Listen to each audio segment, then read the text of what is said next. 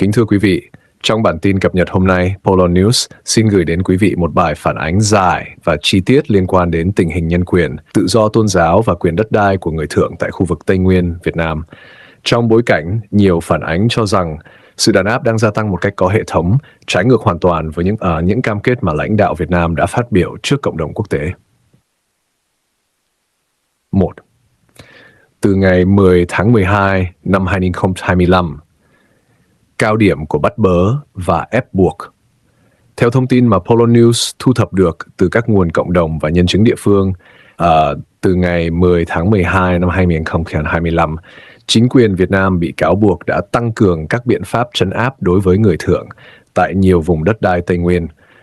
Các biện pháp này bao gồm bắt bớ người dân không qua xét xử minh bạch, triệu tập, điều tra liên tục những người bị cho là không chấp hành, gây sức ép buộc người dân phải từ bỏ niềm tin tôn giáo, can thiệp sâu vào đời sống tinh thần và sinh hoạt cộng đồng. Người dân cho biết đây không còn là những vụ việc đơn lẻ mà là một chiến dịch có tổ chức diễn ra đồng loạt tại nhiều huyện, xã, làng bản. 2. Quyền đất đai của người thượng bị xâm phạm. Một trong những vấn đề nghiêm trọng nhất được phản ánh là quyền đối với đất đai truyền thống của người thượng.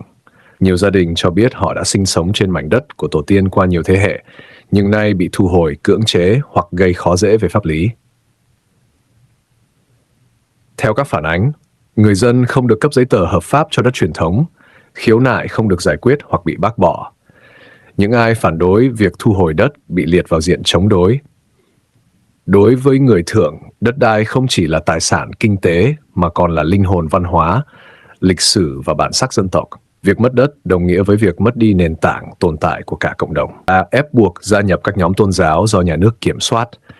Bên cạnh đất đai, tự do tôn giáo tiếp tục là tâm điểm của căng thẳng.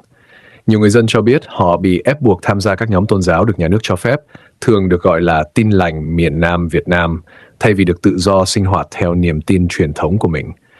Những ai từ chối thì bị đe dọa, bị xử lý theo luật pháp, bị bắt giam hoặc đánh đập, bị cắt các quyền lợi xã hội, bị cô lập trong cộng đồng. Luật pháp, theo lời người dân, đã trở thành công cụ ép buộc, chứ không phải là phương tiện bảo vệ quyền tự do tín ngưỡng như được ghi trong hiến pháp. 4. Đàn áp và buộc từ bỏ đạo Blung Lao. Đặc biệt nghiêm trọng là các phản ánh liên quan đến đạo Blung Lao, một hình thức đức tin mang đậm bản sắc văn hóa và tinh thần của người thượng.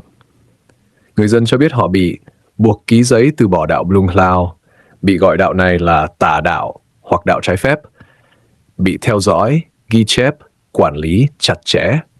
Trong khi đó, theo nhiều nguồn từ cộng đồng quốc tế, đạo Blung Lao đã được các tổ chức tôn giáo quốc tế và cộng đồng người thượng xác nhận là một hình thức tín ngưỡng hợp pháp, phản ánh tiếng nói, niềm tin và quyền văn hóa của người thượng.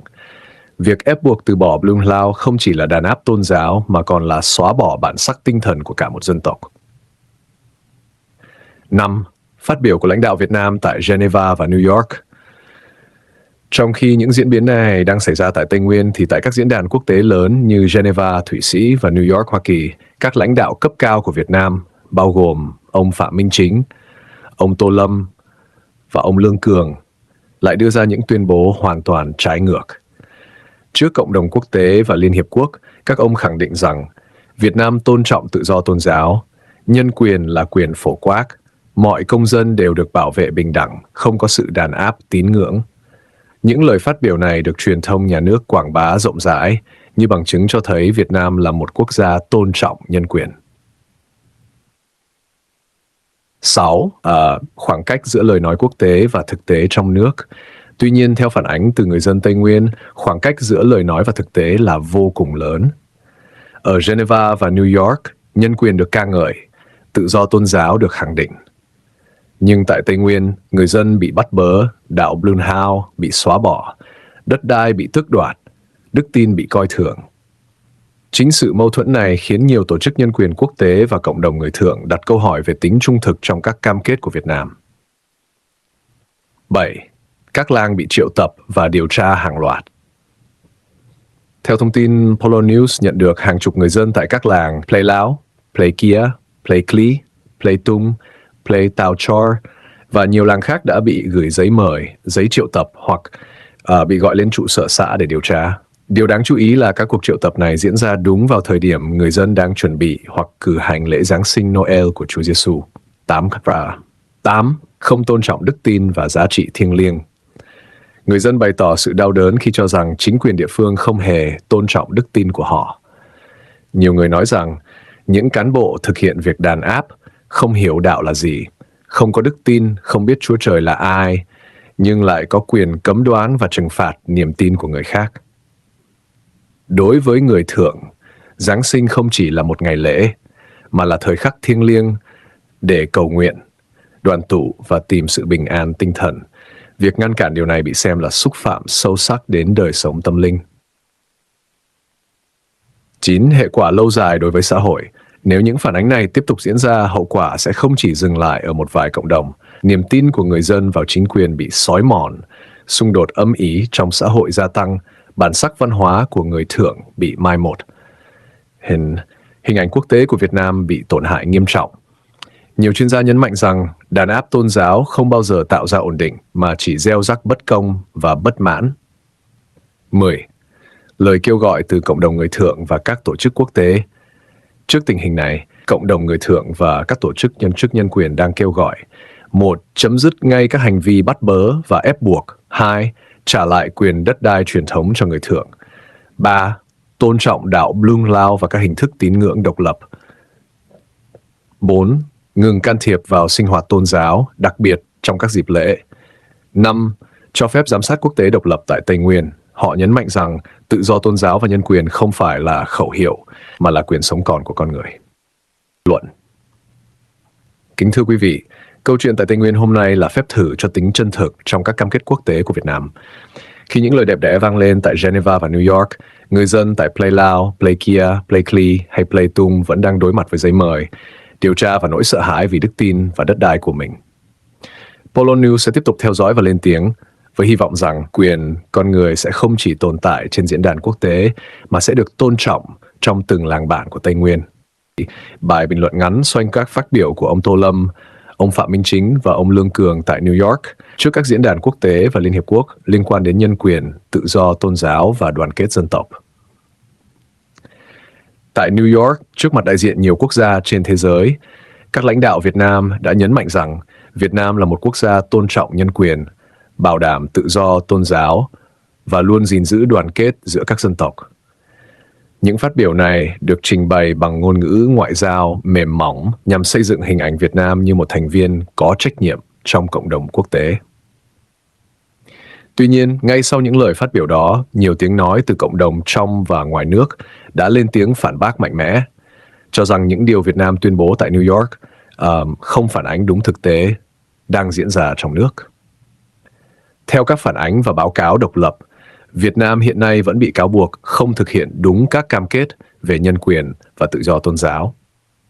Nhiều người dân, đặc biệt là các cộng đồng dân tộc thiểu số và những nhóm tôn giáo sinh hoạt độc lập, cho biết họ vẫn đang phải đối mặt với bắt bớ, sách nhiễu, triệu tập, ép buộc từ bỏ đức tin và hạn chế quyền sinh hoạt tôn giáo. Khoảng cách giữa lời nói tại New York và hành động trong nước đang trở thành điểm gây tranh cãi lớn. Trong khi lãnh đạo Việt Nam khẳng định tôn trọng pháp luật quốc tế, thì trên thực tế, nhiều người dân lại cho rằng luật pháp bị sử dụng như công cụ đàn áp thay vì bảo vệ quyền con người. Những ai không chấp hành theo cách diễn giải của chính quyền địa phương có nguy cơ bị giam giữ, đánh đập hoặc gây khó dễ trong đời sống hàng ngày. Bên cạnh vấn đề nhân quyền, tham nhũng và chiếm đoạt tài sản cũng là những cáo buộc được nhắc đến ngày càng nhiều. Dù chính quyền Việt Nam thường xuyên tuyên bố chống tham nhũng quyết liệt, nhưng theo ý kiến của nhiều người dân, tham nhũng vẫn lan rộng, đất đai của người nghèo và người dân tộc thiểu số vẫn bị thu hồi, chiếm đoạt mà không có bồi thường công bằng. Một điểm khác khiến dư luận quốc tế nghi ngờ là việc thiếu minh bạch và trách nhiệm giải trình. Những vụ việc đàn áp, vi phạm quyền con người hiếm khi được điều tra độc lập. Người dân không có cơ chế hiệu quả để khiếu nại hay bảo vệ quyền lợi của mình. Điều này làm dấy lên nghi vấn rằng các phát biểu tại New York chỉ mang tính hình thức, nhằm đối phó với áp lực quốc tế. Nhiều nhà quan sát cho rằng đoàn kết dân tộc không thể đạt được bằng cưỡng ép, và tự do tôn giáo không thể tồn tại nếu nhà nước kiểm soát mọi sinh hoạt đức tin. Khi quyền con người không được tôn trọng, thì những tuyên bố đẹp đẽ trước Liên Hiệp Quốc chỉ càng làm lộ rõ sự mâu thuẫn. Kính thưa quý vị, nhân quyền không phải là khẩu hiệu để trình bày trên diễn đàn quốc tế, mà là thước đo đạo đức và pháp lý trong đời sống hàng ngày của người dân. Nếu những gì đang diễn ra trong nước vẫn trái ngược với lời phát biểu tại New York, thì niềm tin của cộng đồng quốc tế đối với Việt Nam sẽ tiếp tục bị đặt dấu hỏi lớn. Polo News sẽ tiếp tục theo dõi và phản ánh những diễn biến mới nhất, với mong muốn rằng lời nói trước thế giới sẽ sớm được chuyển thành hành động thực tế, để nhân quyền, tự do tôn giáo và công lý không chỉ tồn tại trên giấy tờ, mà hiện hữu trong cuộc sống của mọi người dân Việt Nam.